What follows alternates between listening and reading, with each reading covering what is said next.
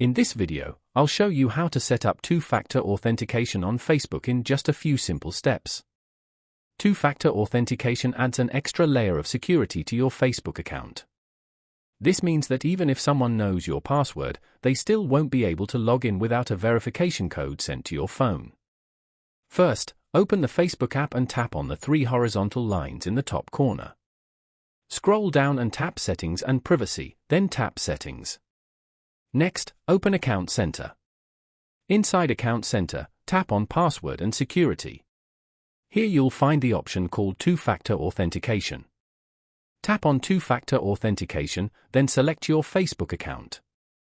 Facebook will give you different security options, such as receiving a text message code or using an authentication app.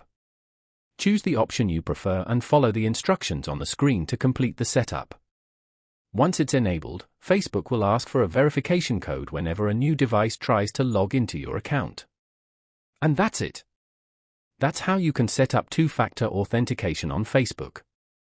If this video helped you, make sure to like the video and subscribe to the channel for more simple and helpful tech tutorials.